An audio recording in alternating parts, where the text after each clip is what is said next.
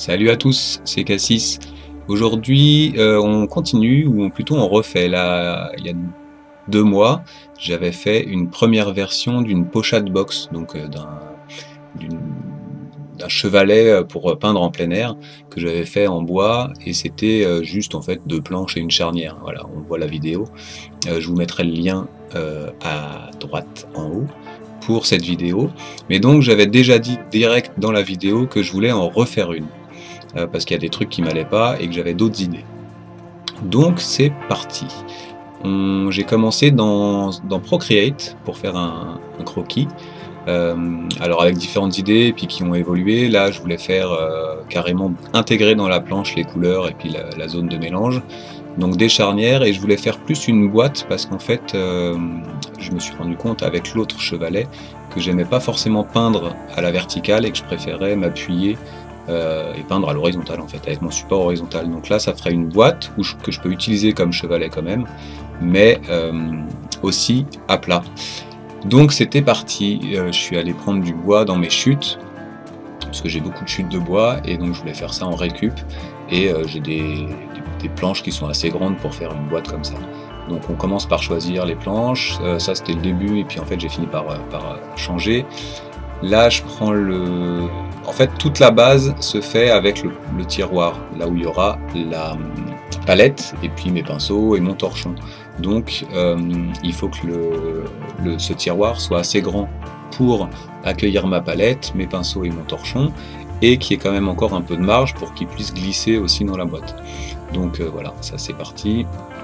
Là je dessine les trous que je ferai à la perceuse pour pouvoir mettre les pinceaux justement, et on attache la planche et on coupe. Alors il y a un peu de scie circulaire, un peu de scie égoïne, il y a tout. Mais donc voilà, la petite partie bricolage, il manque des parties parce que j'ai pas tout filmé. Je me suis rendu compte qu'effectivement les gens qui filment le bricolage, c'est un gros boulot.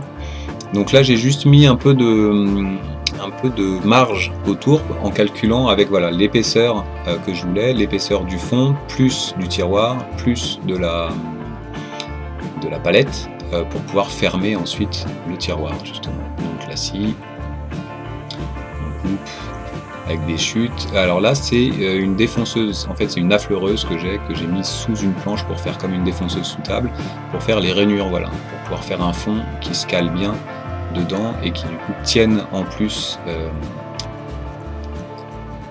d'équerre la boîte. Donc je vérifiais que ça tenait bien. Là on voit donc il y a de la colle qui dépasse, c'est parce qu'il y en a toujours un petit peu trop. Comme dirait l'autre, c'est pas la colle qui chie qui colle, mais la colle qui pousse la colle qui chie qui colle. Ça c'est Laurent Jacquet chez NJBS. Mais donc voilà, un peu de colle, des vis. À la base je voulais pas mettre de vis apparentes, et en fait j'ai pas assez de serre-joint, assez grand en tout cas en plus, pour tenir la boîte et serrer le temps que la colle colle. Donc il y a des vis quand même. Un jour peut-être je les virerai et puis je mettrai des chevilles pour que ce soit plus joli en bois. Là je colle à la colle PU une base pour pouvoir visser le support de mon trépied, pour pouvoir visser mon sabot, voilà le blas, pour pouvoir après le monter sur mon trépied, puisque l'intérêt c'est aussi justement de peindre debout ou assis, mais de pouvoir être debout. Et donc la voilà finie et huilée, donc l'huile avec mélange de térébenthine et d'huile de lin. Le tiroir qui dépasse, j'ai fait un petit chanfrein en haut pour pouvoir tirer le tiroir bien. Les charnières, il y en a 2, ça suffit largement, et c'est pas très lourd le couvercle en bois. Et comme je peins a priori très peu à la verticale, ou en tout cas pour l'instant, j'ai pas besoin d'un appui d'un truc hyper solide, et comme on va le voir là, de toute façon il y a un bras métallique qui tient aussi le couvercle, donc voilà, il y a quand même de la marge, c'est normalement pas prêt de se casser. Donc ça maintient le couvercle ouvert. Si je veux peindre donc à la verticale, j'ai mis une petite épaisseur en plus de bois pour pouvoir poser justement mes supports. Donc le matériel tient dedans puisque c'est une boîte, ça c'est l'autre avantage. On voit